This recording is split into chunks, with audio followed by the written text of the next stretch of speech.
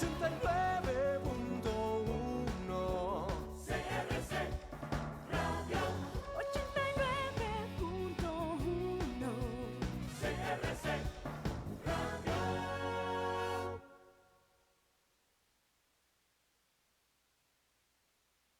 CRC 89.1 Radio y Cadena Radial Costarricense no se hacen responsables por las opiniones emitidas en este programa.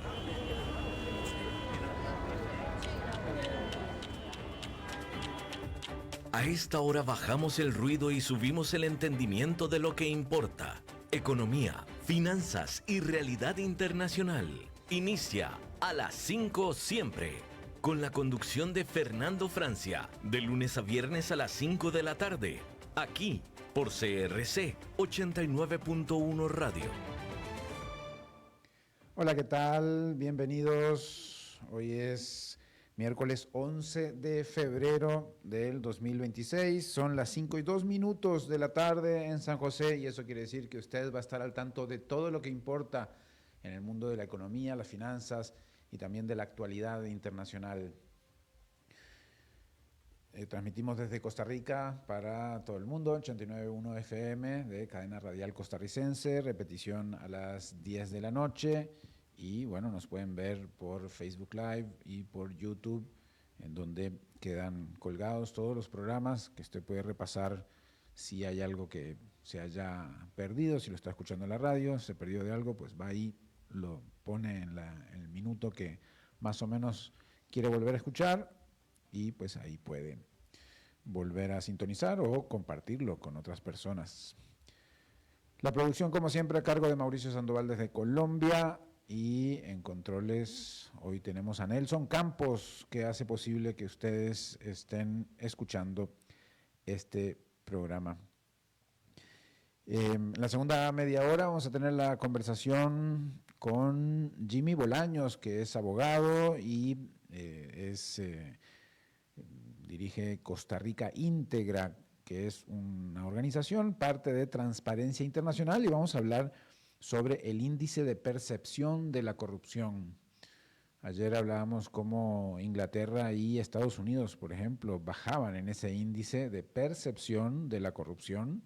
Vamos a hablar entonces cómo está América Latina, qué alcances tiene, cómo se construye también, porque a veces hablamos de un índice de corrupción que es distinto a un índice de percepción de corrupción. Es decir, ¿hay corrupción o me parece que hay corrupción, verdad? Bueno, vamos a hablar de esas cosas con Jimmy Bolaños y conocer un poquito más de ese estudio y de los resultados, por supuesto, de América Latina, distintos países, y entender también por qué estamos en donde estamos. Bien, vamos a nuestro... Bueno, también ayer en algunos de los puntos de las noticias que hemos compartido, a veces hablamos de distintos términos desde la jerga económica, financiera, y hoy me gustaría compartirles el término de precios de transferencia.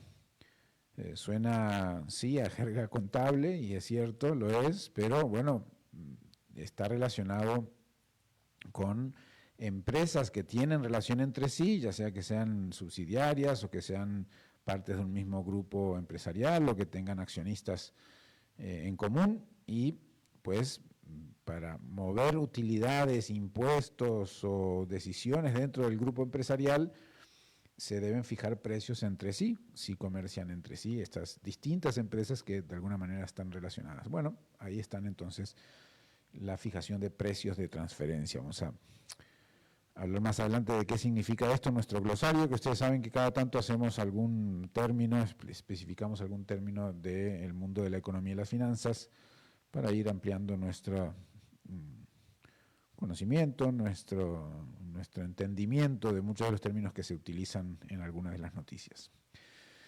Bien, comenzamos el panorama global en Estados Unidos. Como es habitual, ingresos por aranceles se disparan más de 300%. La recaudación por aranceles en enero alcanzó $30,000 millones, llevando el acumulado fiscal a 124.000 millones de dólares, un aumento de 304% frente al mismo periodo de 2025. Bueno, claro, lo comparan al mismo periodo, pero están pasando cosas distintas. En enero de 2025 no estábamos en toda la temática arancelaria en la que estamos desde abril de 2025. Sí. La medida depende ahora de un fallo pendiente de la Corte Suprema que podría obligar al gobierno, ojo ahí, obligar al gobierno de Estados Unidos a reembolsar lo cobrado si falla en contra de la Casa Blanca. ¿Qué tal? Así que por eso es importante este monto, ¿verdad? No solamente porque, bueno, recauda eso Estados Unidos, efectivamente, aumentando los aranceles por todas partes, sino que además, bueno, podría ser que haya que devolverlo. ¿Qué les parece? Falta que la Corte Suprema dictamine, dé un fallo sobre este tema y bueno, a ver qué pasa, ¿no? Eso generaría movimientos impresionantes en todo el mundo a muchísimas empresas. Bien,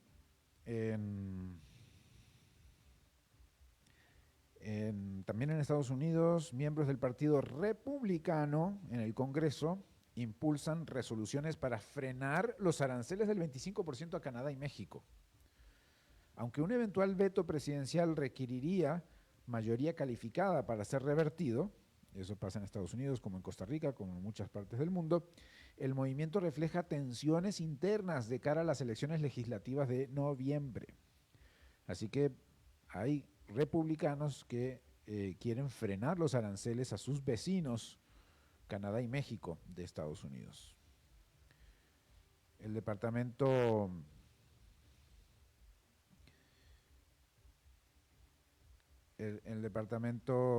del Tesoro de Estados Unidos informó que el déficit presupuestario bajó 26% interanual hasta 95.000 millones de dólares.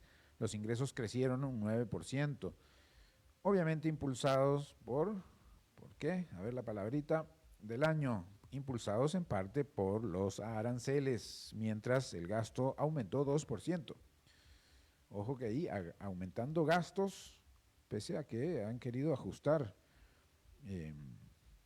y disminuir el aparato estatal, ¿verdad? Pero aumentan el gasto 2%. Ajustado por calendario, el déficit habría sido de 30.000 millones. Bien, bueno, también en Estados Unidos la economía sumó 130.000 empleos en enero y el desempleo bajó a 4,3%, mejor de lo previsto.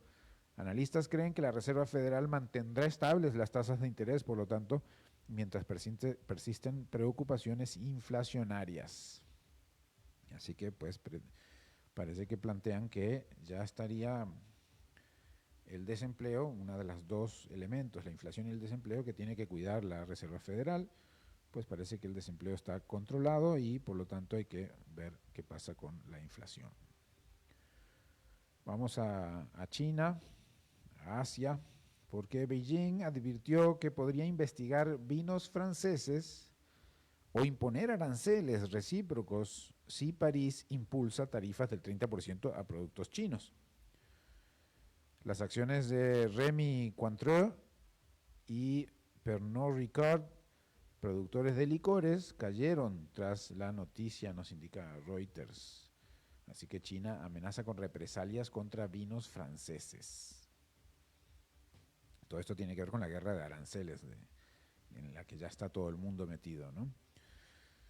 En Europa, el Tribunal de Apelaciones en París cerró el caso por presunta malversación de fondos del Parlamento Europeo. El fallo determinará si Marine Le Pen, la líder de extrema derecha, puede competir en la elección presidencial de 2027. El juicio de apelación de Marine Le Pen define su futuro político en pocas horas. Así que allí, con información de The Guardian desde Reino Unido, pues está en veremos qué va a pasar con Marine Le Pen entonces. Y mientras tanto también en Francia, ante presiones comerciales de China y tensiones con Estados Unidos, el presidente francés Emmanuel Macron afirmó que Europa debe convertirse en una potencia y actuar con mayor escala y rapidez para no quedar rezagada. Así que Macron llama a una Europa más autónoma. Y es justamente lo que muchas voces en Europa están pidiendo, un impulso a la estrategia industrial Made in Europe, por ejemplo, como una de esas acciones. Líderes europeos debaten priorizar compras dentro de la Unión Europea en sectores estratégicos, desde defensa hasta tecnología, buscando fortalecer empleo y producción local en un entorno global más volátil. Un tema bien bonito para Claudia Uribe, ¿verdad? Que nos analice, bueno, ya lo ha hablado mucho, pero que nos analice qué va a pasar con esta especie de contracción o de renovación del proteccionismo cuando si una potencia amenaza con aranceles y con traer toda la producción a su propio país, pues ¿qué hacen las otras potencias o los otros países o las otras contrapartes? Pues tendrán que hacer lo mismo para no perder competitividad a nivel interno y por supuesto que a nivel de comercio exterior. Así que bueno, hay un impulso a esa estrategia industrial Made in Europe que por lo menos The Guardian, incluso con un editorial importante, marca como su visión de lo que debería ser Europa en general. Y eso que es un periódico británico que no está en la Unión Europea, pero que entiende los juegos de poder de las distintos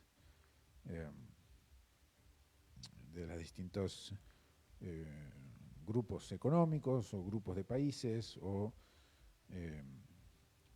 sectores y grupos de países, pues, ¿no? Así que pues ahí está esta idea que sea relanzar a Europa como una unidad, no que el Reino Unido vuelva a la Unión Europea, pero sí mantener pues las compras dentro de Europa para darle mayor protagonismo a la zona europea. Bien, en Alemania el Commerzbank, el banco alemán, estima que su ganancia neta superará los 3.810 millones de dólares en 2026 gracias a mayores ingresos por intereses. La entidad enfrenta además un posible intento de adquisición por parte del italiano UniCredit, nos dice Reuters. Así que Commerzbank prevé superar meta de utilidades en 2026 y bueno, habrá que ver si se hace esta adquisición por parte del banco italiano, o bueno, la financiera italiana UniCredit. En África buscan recaudar 20 millones de dólares para impulsar startups africanas. Lo hace la firma Delta 40, que es un fondo de inversión enfocado en África y está orientado a crear y escalar startups innovadoras en sectores estratégicos. Pues completó una ronda de financiación por 20 millones de dólares para apoyar emprendimientos en energía, agricultura, tecnología financiera y opera desde Kenia y Nigeria y combina capital inicial con acompañamiento estratégico para escalar negocios en todo el continente. Así que, pues, vaya, interesante emprendimiento, interesante ronda de inversiones, juntando 20 millones para escalar y promover startups en sectores estratégicos en África, desde Kenia y Nigeria. Y venimos a América Latina. La confianza del consumidor en Colombia retrocede en enero. El índice de confianza del consumidor cayó a 18,2%, cayó 1,7 puntos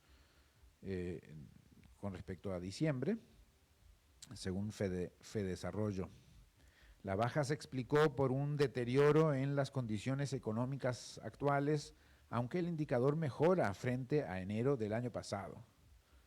Vaya, retrocede respecto a diciembre, pero mejora según el mismo periodo del año pasado, es decir, enero 2025 a enero 2026 mejora el índice de confianza del consumidor, pero retrocede respecto al mes anterior, con información de Colombia.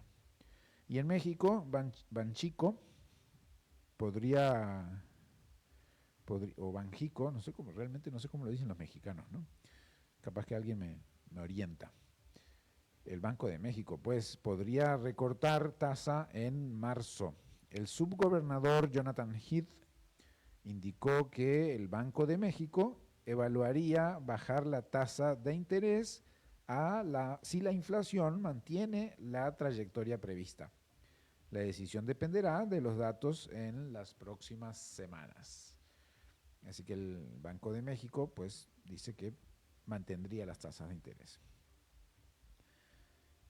Y bueno, esta nota es de Perú, pero involucra a otros países porque Estados Unidos advierte sobre soberanía en Puerto Chancay, en Perú.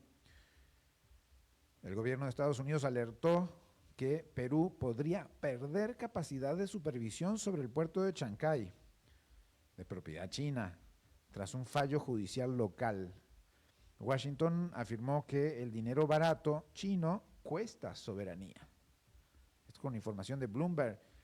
Interesante cómo pasó algo similar, bueno, quizás un poquito más vocal, un poquito más amenazante, pero en Panamá, ya hace casi un año, hubo una incitación similar, ¿no? Bueno, a que se pierde soberanía si los chinos están en tus puertos, canales o infraestructura, pero otros países no. Pues ese es el debate que está en Perú y en general latinoamericanos invierten más en Wall Street vía fintechs.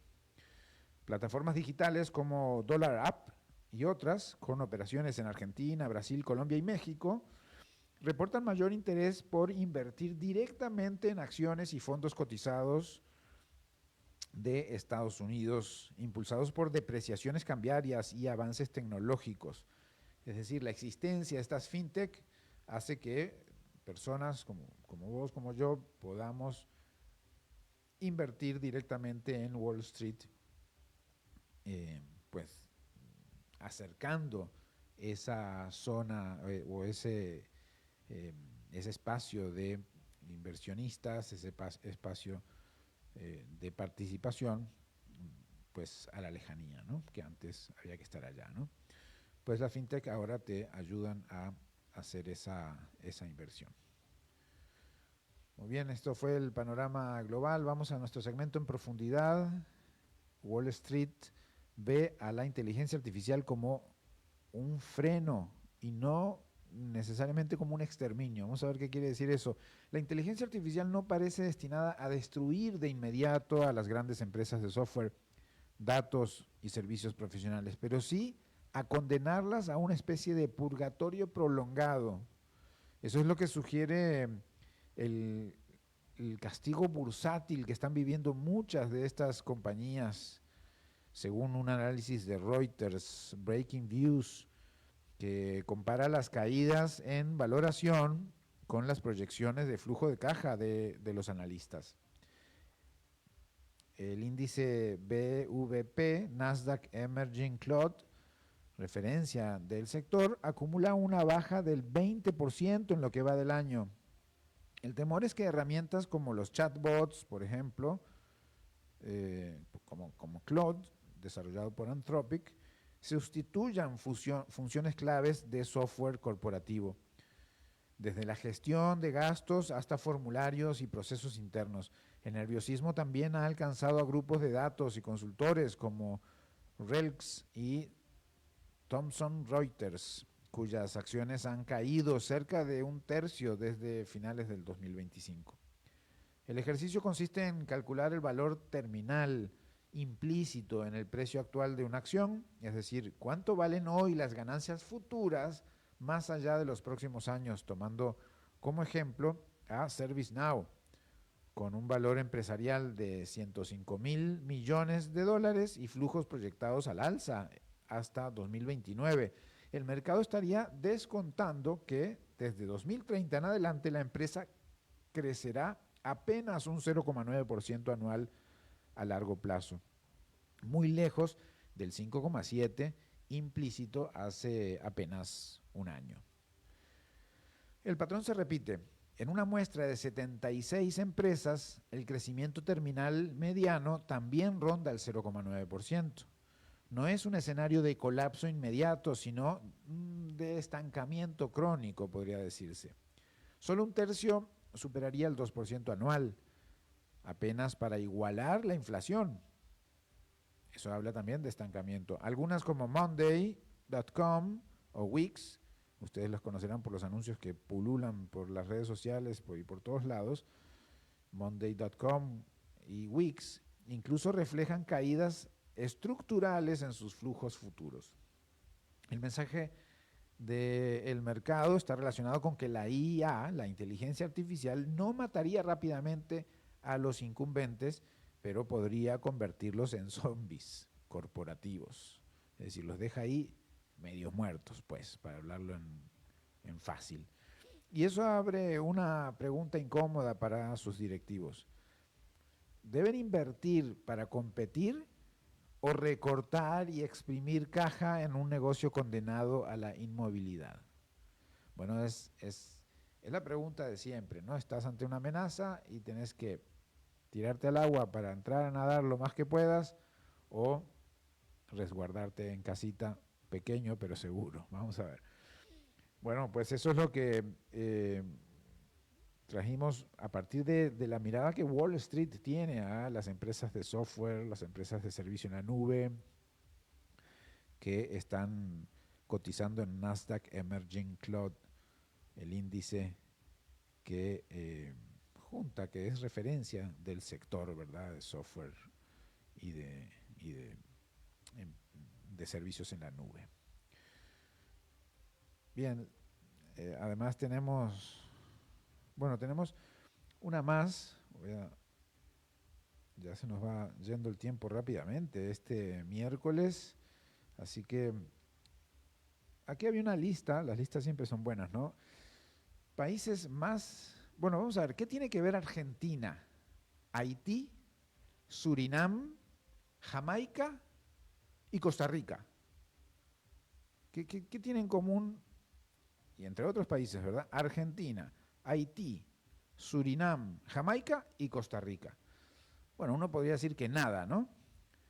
Bueno, pues resulta que, según ha trascendido, los países más endeudados de América Latina con el Fondo Monetario Internacional enfrentan un 2026 con un entorno exigente, donde el verdadero desafío no es solo el tamaño de la deuda, sino la capacidad de pagarla sin comprometer la estabilidad macroeconómica del país.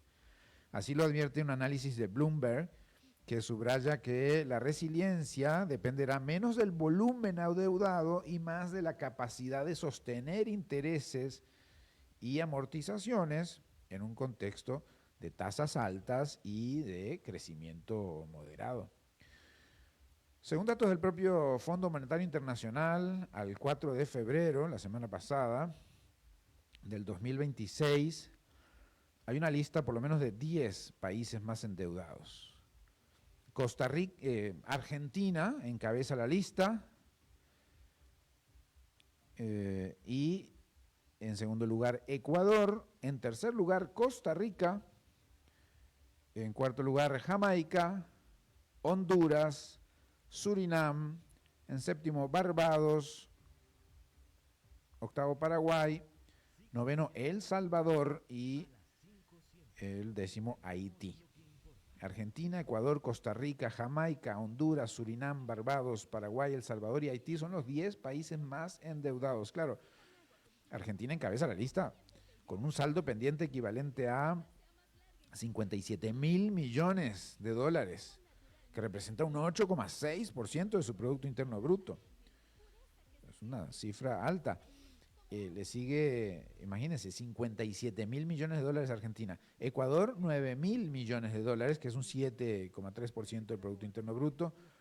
Costa Rica, 2.459 millones de dólares, prácticamente 2.500 millones de dólares, que es un 2,3% del Producto Interno Bruto.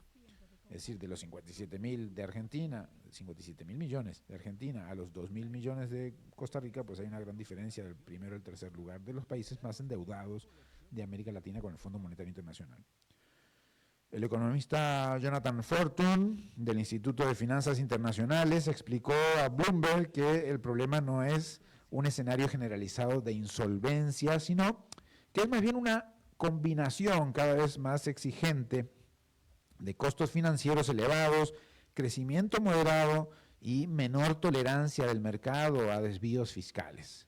En términos prácticos, el servicio de la deuda está absorbiendo una porción creciente de los ingresos públicos, justo cuando el crecimiento no alcanza para aliviar esa carga.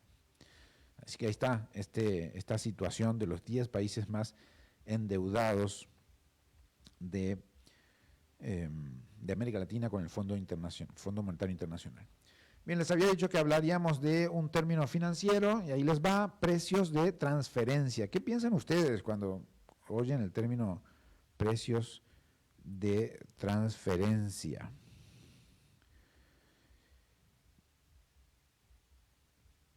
Ahí, bueno, pues de alguna manera es simple, aunque complejo. Vamos a ver. Son los precios que se ponen entre empresas relacionadas. Así de sencillo, ¿no? Precios de transferencia. Los precios que se fijan cuando comercian entre empresas relacionadas. Es decir, cuando una compañía le vende a otra del mismo grupo, puede ser la venta de un producto, un préstamo entre filiales, el cobro por usar una marca o servicios internos, tecnología, administración, logística. Y bueno, ¿pero por qué es importante? Bueno, porque esos precios determinan dónde queda la utilidad. Si una filial le cobra caro a otra, la ganancia aparece en un lado y desaparece en el otro. Y eso afecta a los impuestos, pero también, pues, la foto financiera del grupo. Márgenes, resultados por unidad y, bueno, también hasta el flujo de caja, ¿no? Por eso existe una regla clave, el principio de plena competencia.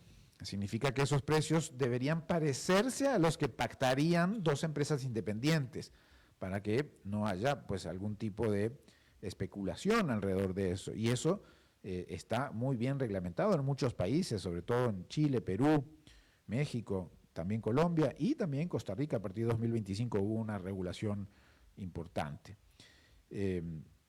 Entonces, deben parecerse a esos precios, ¿no? El principio de plena competencia significa que esos precios deberán parecerse a los precios que pactarían dos empresas independientes en condiciones comparables. No se trata de inventar números, sino se trata de sostenerlos con una lógica económica, comparables y con documentación muy clara. Esto se aplica en transacciones locales o internacionales, puede ser de las dos maneras, siempre que haya partes vinculadas, es decir, empresas del mismo grupo, accionistas en común, control directo o indirecto de una sobre otra. Y cuidado, aunque una empresa no tenga obligación formal de presentar una declaración específica, puede tener igual la obligación de estar en capacidad de justificar sus precios si tributación en el país en donde estén lo pide. ¿Por qué? Pues en precios de transferencia la carga de las pruebas suele estar del lado del contribuyente. Así que ahí está, ahí lo tiene usted, precios de transferencia como un término económico y financiero que aportamos aquí a las 5 siempre, y vamos a una breve pausa para volver con nuestra entrevista de esta tarde.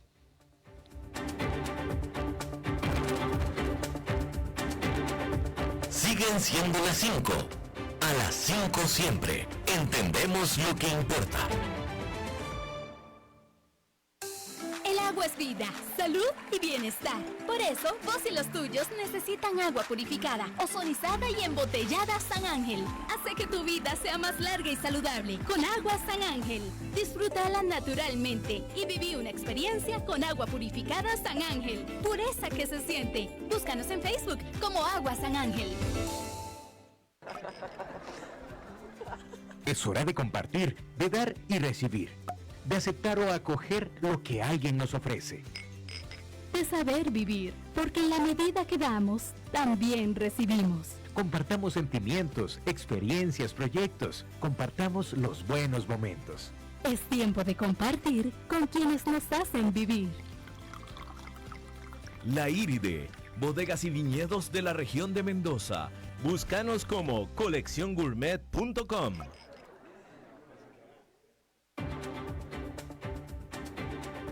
Regresamos a las 5 siempre con Fernando Francia.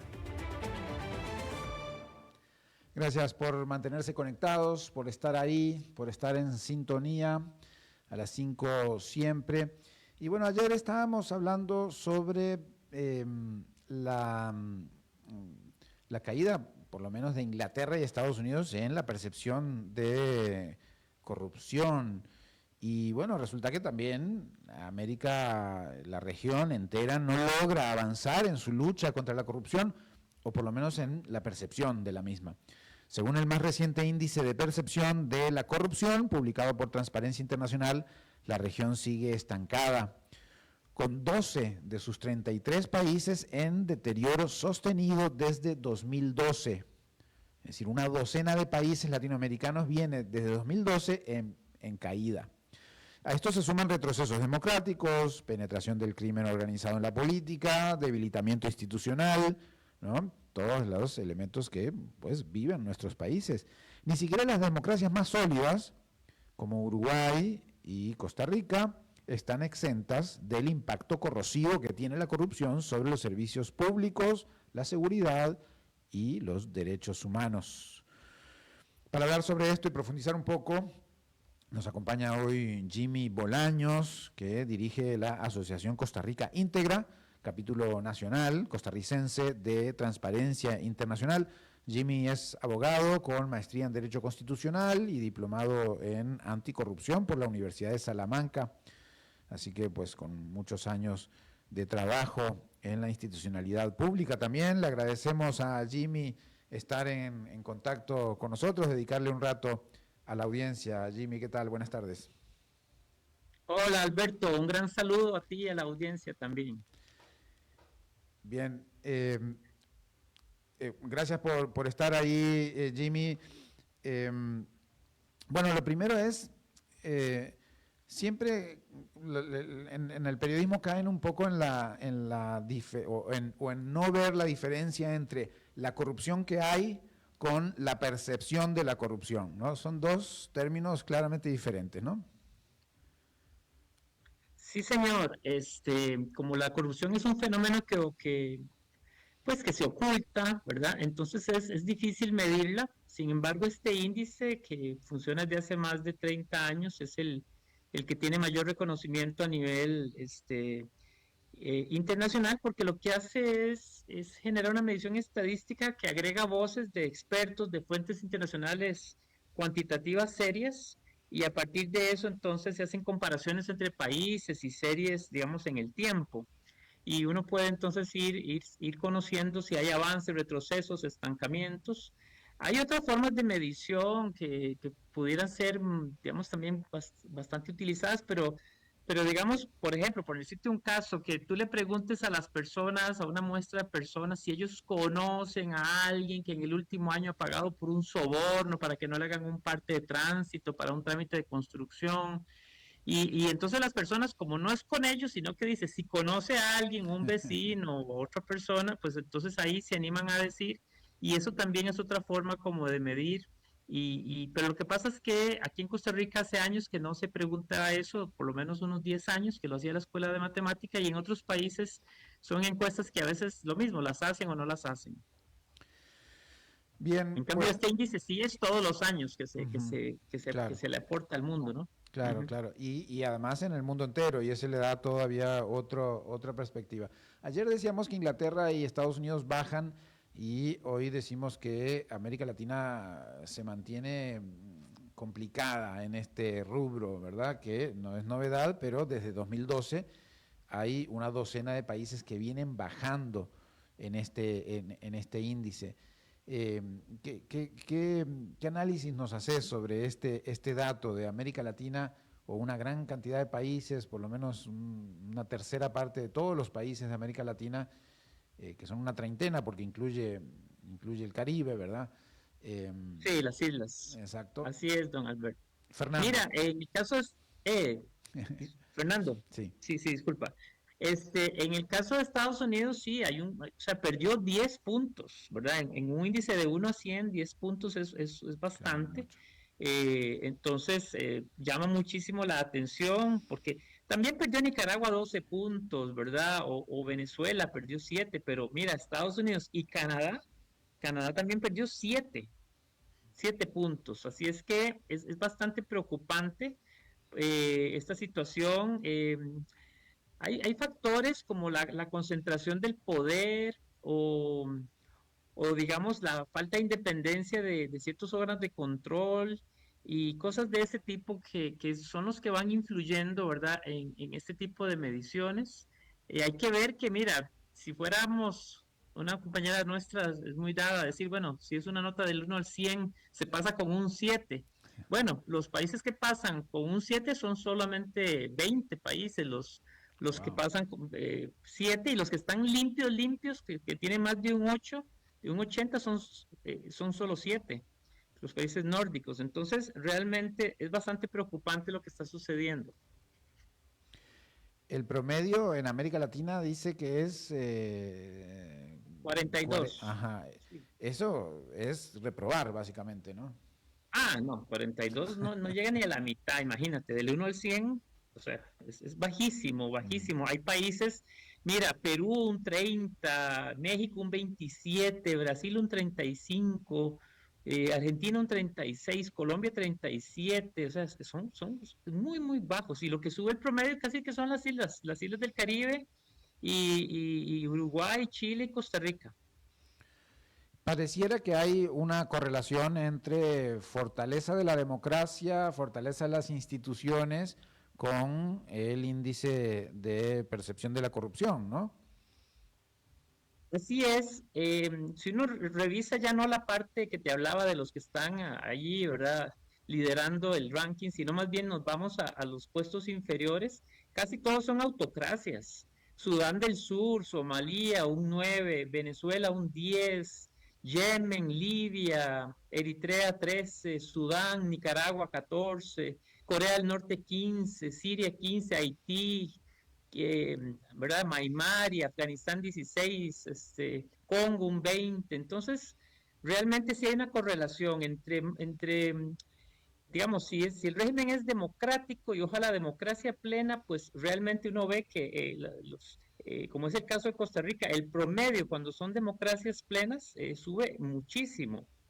Pero cuando son autocracias, ahí la corrupción pues nada a sus anchas, ¿verdad?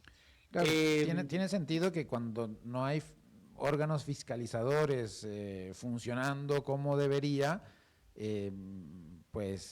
se puede actuar de una forma que no sea la más habitual o la más correcta y que pues la población lo vea, ¿no? Lo sienta. Así es. Y lo que es, bueno, mira, lo que es democracias plenas es un promedio 73. Costa Rica pues bajó 2 puntos, obtuvo un 56. Nosotros somos democracia plena, sin embargo, mira que estamos con una diferencia como importante de 17 puntos. Y como parte de los países de la OCDE, que también lo somos desde hace unos 4 o 5 años, el promedio en esos países es 64. Y nosotros estamos ahí 8 puntos por debajo del promedio. Entonces sí es bastante preocupante lo que pasa en la región, en el mundo, y Costa Rica, pues que hemos estado como en un nadadito de perro, porque en el 2022 54, 2023 55, el 2024 58, ahora bajamos 2 puntos, pero siempre hemos estado ahí entre 52 y lo más 59. Realmente no se han hecho esfuerzos sustanciales para mejorar en estos indicadores.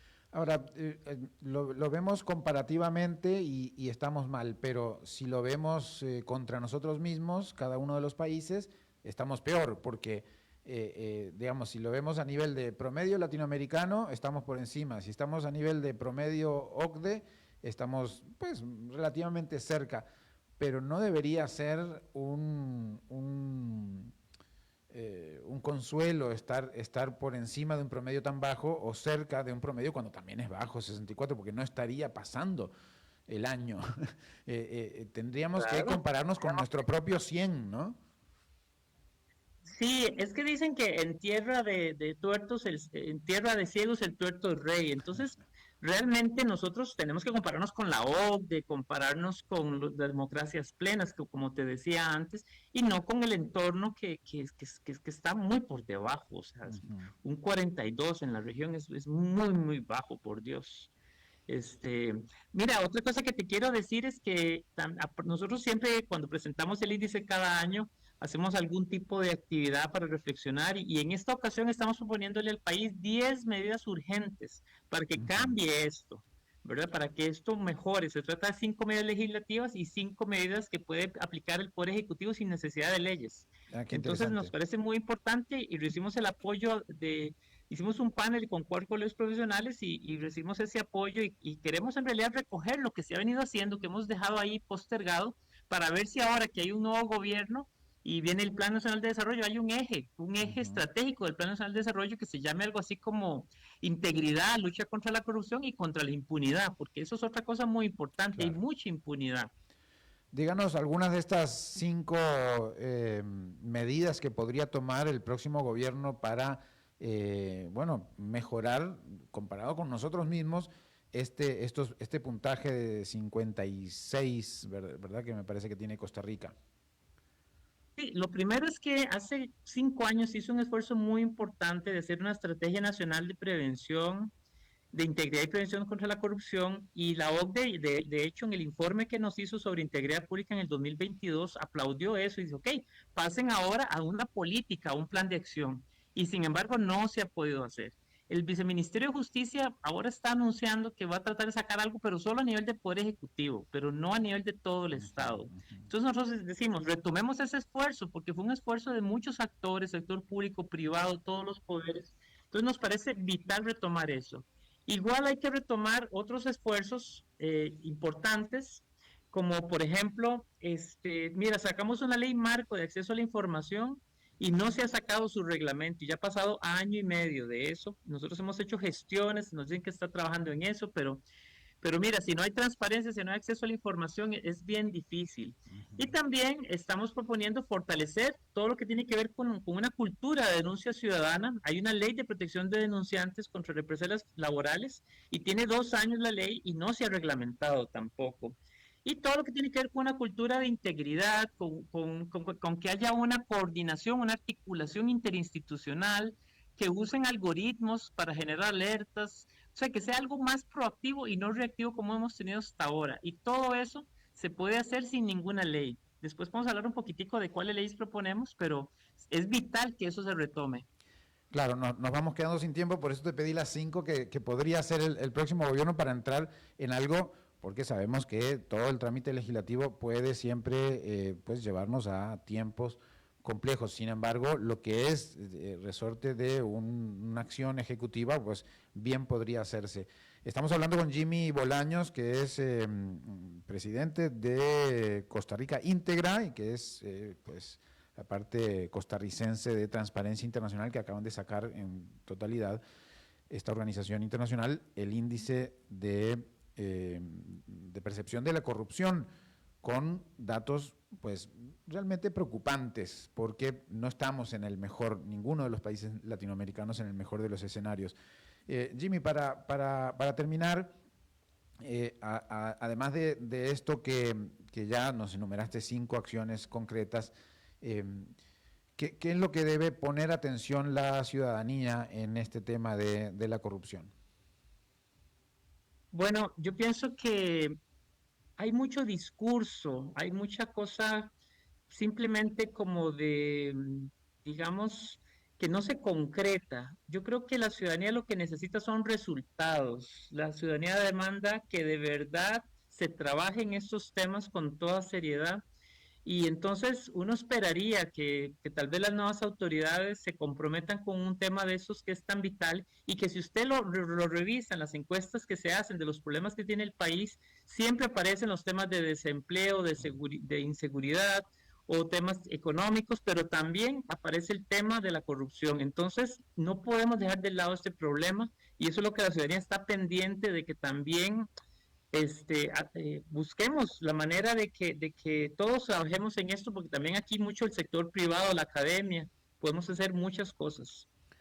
Muy bien, muchísimas gracias, Jimmy, muy amable por sus palabras, por su tiempo que nos ha dedicado y sin duda lo vamos a estar volviendo a molestar en cualquier momento cuando la información pues así nos lo pida. Muchas gracias, Jimmy.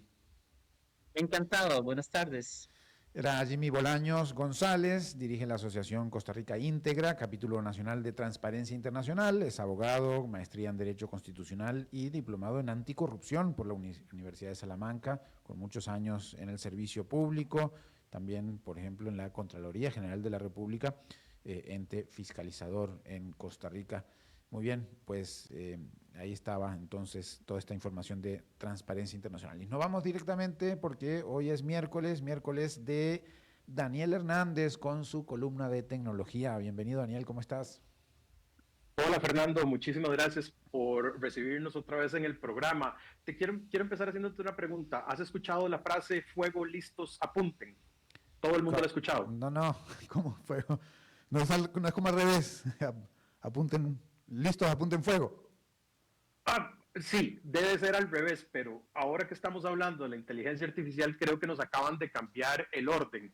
Ahora, para poder explicarte por qué es fuego, listo y apunten, primero quiero hacer una aclaración, y es que el siguiente editorial, yo no soy asesor financiero, yo nada más voy a hablar de temas financieros bajo la óptica de tecnología. Así es que, por favor, cualquier consejo de inversión, vayan donde profesionales que están certificados y acreditados. No lo hagan ustedes mismos. No lo hagan ustedes mismos y por favor no me tomen el consejo financiero. ¿Por qué digo fuego, listos y apunten? Porque así es como se están comportando los mercados financieros en este momento por los algoritmos de inteligencia artificial. En los mercados modernos, la velocidad es estrategia y los datos son munición. Pero últimamente está emergiendo una nueva secuencia: fuego, listos y apunten. Los mercados están reaccionando primero al riesgo de la inteligencia artificial y luego están intentando entender por qué. Este es el patrón detrás de una nueva dinámica en Wall Street y en Europa, donde la inteligencia artificial no solo es catalizador de crecimiento, sino detonante de ventas masivas. Vamos a dar un ejemplo concreto que salió en las noticias, que es Charles Schwab, que es este gran fondo de inversión o este gran banco de inversión que existe en Estados Unidos. ¿Qué es lo que está pasando con Schwab? Cuando surgieron nuevas herramientas de inteligencia artificial que afirmaban poder automatizar procesos de asesoría financiera, planificación patrimonial y partes de la construcción de portafolios, básicamente parte del trabajo que hace Schwab, junto con firmas como Raymond James y LPL Financial, todas estas sufrieron caídas pronunciadas de un día para otro en el precio de sus acciones, de un 10% en promedio. No porque las utilidades de estas empresas colapsaran, no porque la guía, o como le dicen a ellos, a los analistas, que va a suceder su negocio durante los próximos años falló, sino porque los algoritmos comenzaron a descontar la posibilidad de que la inteligencia artificial achique los márgenes de las empresas asesoras en el futuro. A eso es a lo que nos referimos con empezar con fuego, con empezar con el disparo. Esto no solo está sucediendo en esta industria, de paso, de asesoría financiera, está sucediendo en muchas industrias. Cuando el miedo se convierte en estrategia, este nuevo pánico desatado por los algoritmos, precisamente sobre la inteligencia artificial, no es esperar a que la disrupción ocurra, sino están reaccionando ante una percepción de vulnerabilidad. En el caso de Schwab, la narrativa es muy directa. Si los agentes autónomos y la inteligencia artificial generativa pueden automatizar la asesoría financiera, entonces las firmas tradicionales pueden enfrentar presión en sus comisiones, en su diferenciación y en su margen. Si yo tengo un sustituto, quizás no voy a pagar lo mismo por el original. La reacción del mercado fue inmediata. Pero todo esto contrasta con la filosofía de Warren Buffett y su disciplina de el inversionista inteligente, que también heredó parte de su mentor. Buffett siempre ha dicho, listos, apunten, fuego. Y hoy el orden se nos invirtió. Si un algoritmo estima que la inteligencia artificial podría reducir tan solo unos puntos básicos del margen a largo plazo, esa proyección puede activar una señal de venta inmediata, aunque el negocio actual permanezca intacto. Y luego, bueno, vamos a decir, puede ser que un par de márgenes no es tanto. ¿Por qué estamos haciendo tanto alboroto sobre el asunto? Y es un tema de cómo los mercados interpretan el riesgo. Por ejemplo, un ajuste del 2% puede parecer pequeño, pero imaginemos que múltiples fondos de inversión modelan ese mismo impacto todos al mismo tiempo. Se vuelve una venta sincronizada. O aún peor, supongamos que el que llegó a la conclusión de ese 2% es un inversionista o es un fondo de inversión muy grande que tiene mucho volumen y que de repente hay miles de millones de acciones en el mercado de una empresa. ¿Cómo lo vamos a interpretar los demás? Unos pocos centavos de eficiencia proyectada multiplicado por miles de millones en volumen puede convertirse en miles de millones de capitalización evaporada en cuestión de horas. Y eso es fuego. El mercado, tratando de absorber ese impacto, es listos. Y luego el análisis que podemos hacer los humanos después se convierte en apunte. Para agravar este problema se nos está convirtiendo en una maquinaria circular. Las herramientas de inteligencia artificial amenazan a los modelos tradicionales de cómo hacemos negocio. Los algoritmos detectan esa amenaza. Los algoritmos venden las acciones como las de Schwab. La caída de los precios se convierte en un nuevo punto de dato. Ese punto de dato alimenta los mismos modelos que iniciaron la venta. Podemos ver cómo rápidamente podríamos cerrar el ciclo. Entonces, la disrupción se convierte en señal, la señal se convierte en precio y la baja de precio se convierte en validación para el algoritmo de que algo en efecto está pasando. Entonces, estamos en manos de inteligencia artificial, vendiendo el riesgo de la inteligencia artificial y reforzando ese riesgo dentro de su propio sistema.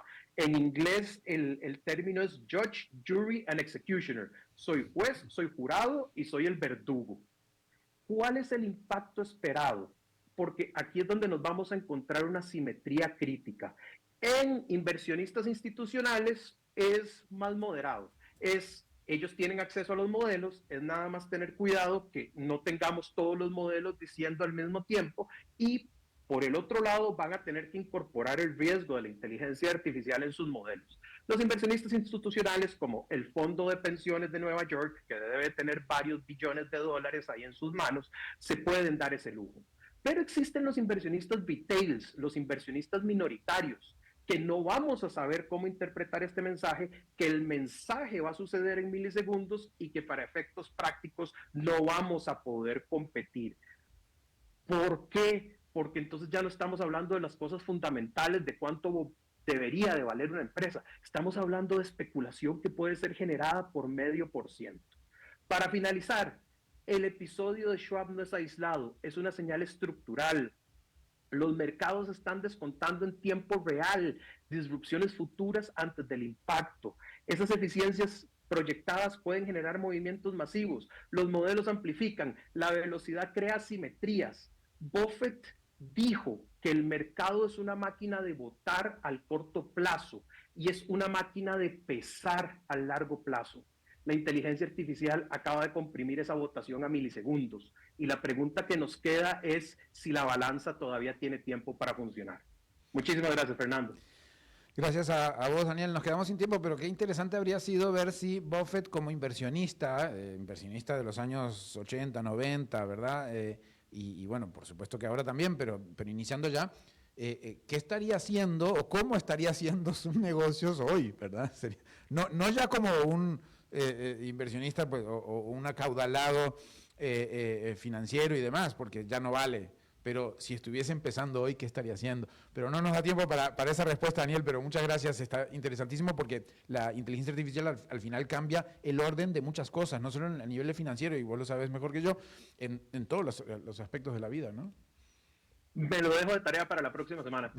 Dale, muy bien, gracias Daniel. Era Daniel Hernández con su columna de tecnología que pues siempre nos abre un poco la mente a pensar desde otros lugares. Y con eso llegamos al fin por hoy, amigos. Gracias por esta tarde que compartimos, que nos informamos cómo está el mundo en temas de economía, temas financieros y geopolítica. Producción de Mauricio Sandoval desde Bogotá, Colombia. Nelson Campos en los controles, CRC 89.1 Radio. Me despido, nos vemos en 23 horas.